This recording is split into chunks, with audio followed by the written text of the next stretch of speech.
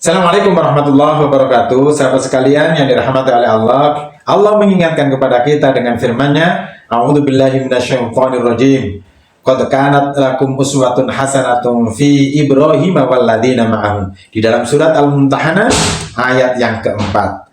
Ketika Allah mengatakan, mengingatkan, memberikan petunjuknya kepada kita bahwa sungguh telah ada suri tauladan yang baik fi Ibrahim, di dalam kehidupan Nabi Ibrahim, walladzina ma'ahu, dan orang-orang yang menyertainya untuk kita semua, maka seharusnya ketika kita mentauladani kehidupan Nabi Ibrahim, tidaklah harus dibatasi oleh prosesi ibadah haji, manasik haji.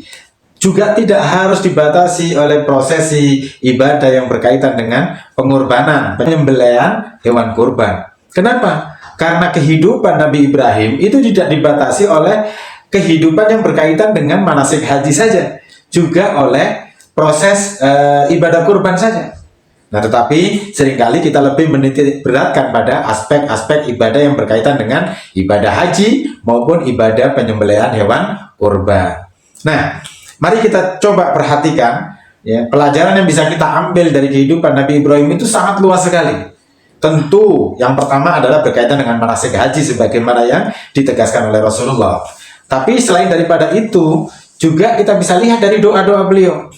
Nah, doa-doa beliau itu adalah sesuatu yang mungkin kita bisa ambil pelajaran di balik doa-doa itu. Misalnya, di dalam surat As-Saffat, ya, ayat yang ke-100, surat ke-37, ayat yang ke-100. Ketika Allah berfirman menceritakan apa yang disampaikan oleh Nabi Ibrahim, doa Nabi Ibrahim kepada Allah. Ya, bunyi diantaranya adalah Rabbi habli minas sholihin. Kita sama-sama tahu bahwa Nabi Ibrahim itu diberikan kesulitan mendapatkan keturunan, sehingga di setiap saat Nabi Ibrahim bersama istrinya itu dengan tekun mohon kepada Allah, Rabbi habli minas sholihin. Ya Allah, berikanlah, karuniakanlah kepada kami anak-anak yang soleh, anak keturunan yang soleh. Nah, mari kita ambil pelajaran bahwa Nabi Ibrahim sangat konsen terhadap keturunan. Ya, penting keturunan itu. Maka beliau senantiasa berupaya mohon kepada Allah untuk mendapatkan keturunan. Kenapa? Karena keturunan itu adalah bagian dari penerus perjuangan. Keturunan itu adalah bagian dari penerus generasi kita. Maka ketika kita tidak memiliki konsen terhadap keturunan, kita tidak akan bisa memberikan warna terhadap kehidupan pasca ketika kita sudah tidak ada lagi dalam kehidupan ini. Kenapa? Karena kita tidak bisa mewariskan kepada anak turun kita. Nah, itu yang pertama. Nabi Ibrahim sangat konsen terhadap keturunan, terhadap anak dan keturunan, sehingga tidak pernah capek, tidak pernah lelah mohon kepada Allah untuk diberikan keturunan. Nah, yang kedua, konsen Nabi Ibrahim terhadap keturunan bukan hanya sekedar adanya keturunan, tetapi keturunan yang punya kualifikasi. Nah, Nabi Ibrahim memiliki konsen terhadap keturunan yang baik. Maka di dalam doa itu Nabi Ibrahim memohon kepada Allah, Rabbi habli minas sholihin. Ya Allah, berikanlah keturunan kepada kami orang-orang atau anak-anak yang merupakan bagian dari orang-orang yang soleh, bukan sekedar keturunan. Nah, ini penting bahwa Nabi Ibrahim punya visi, ya, bahwa anak turunnya adalah orang-orang yang baik. Beliau punya visi kehidupan, anak turun beliau itu harus menjadi bagian dari orang-orang yang soleh. Kenapa? Karena kita sama-sama tahu bahwa kalau kita ingin kehidupan pasca kehidupan kita atau generasi kita yang akan datang itu kehidupannya baik, maka kita harus memastikan bahwa generasi penerus kita ini adalah orang-orang baik. Begitupun sebaliknya, kehidupan nanti setelah kita itu bisa menjadi rusak manakala generasi penerus kita adalah orang-orang yang rusak. Nah, ini yang pertama adalah Nabi Ibrahim punya konsen terhadap keturunan yang bisa memastikan kualitas generasi ke depan. Itu satu.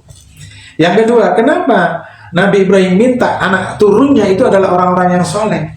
Untuk memastikan bahwa keturunan beliau, anak turun beliau itu akan terselamatkan baik dalam kehidupan di dunia apalagi di akhirat. Di hadapan Allah mereka termasuk orang-orang yang selamat. Jadi punya konsen tidak hanya sekedar adanya keturunan yang menjadi penerus, tetapi juga kualifikasi keturunan supaya apa? Keturunannya ini selamat. Tidak hanya sekedar keturunannya ini selamat. Nah, itu yang masuk ketiga ya. Jadi yang pertama tadi adalah memastikan kualitas generasi. Yang kedua adalah memastikan dalam tanda petik keselamatan generasi penerus. Dan yang ketiga itu adalah memastikan kita memiliki investasi setelah kematian kita. Begitulah yang disampaikan oleh Rasulullah dalam sebuah hadis yang diriwayatkan oleh Imam Muslim, ya. Idza mata ibnu Adam inqata'a amaluhu illa min thalathin. Ketika anak Adam ini meninggal, maka semuanya terputus kecuali 3 perkara. Yang pertama itu adalah shadaqatin jariyatin. Yang pertama adalah sedekah yang jariyah, dan yang kedua adalah au ilmun yuntafa'u bihi. Yang kedua adalah ilmu yang bermanfaat, ilmu yang kita miliki lalu kemudian kita terapkan, lalu kemudian kita amalkan dan seterusnya sehingga manfaat ilmu itu mengalir. Dan yang ketiga adalah waladin sholihin yad'ulah, atau anak-anak soleh yang mendoakan kepada orang tuanya. Nah, jadi tidak sekedar anak, ya. Anak yang mendoakan bukan sekedar anak. Karena anak yang mendoakan yang bisa menyelamatkan orang tua dari siksa di dalam kubur, dari siksa di akhirat kelak, itu adalah anak-anak yang soleh. Maka memastikan bahwa anak-anak kita ini adalah bagian dari sarana yang bisa membuat kita terkurangi dosa-dosa kita, terselamatkan kita dari siksa Allah Subhanahu wa Ta'ala. Nah, jadi ada banyak pelajaran yang bisa kita ambil dari kehidupan Nabi Ibrahim, tidak hanya sekedar prosesi ibadah haji maupun prosesi ibadah penyembelihan hewan kurban, tetapi beliau juga punya konsen terhadap generasi penerus, konsen terhadap hadirnya anak keturunan. Yang kedua adalah konsen terhadap, yang pertama adalah kebaikan generasi penerus, yang kedua adalah keselamatan generasi penerus, dan yang ketiga adalah generasi penerus yang mampu menjadi sarana keselamatan kita semua. Semoga Allah memberikan hidayah dan taufiknya kepada kita sehingga kita bisa memiliki konsen sebagaimana yang dicontohkan oleh Nabi Ibrahim terhadap anak cucu penerus kita atau generasi kita. Assalamualaikum warahmatullahi wabarakatuh.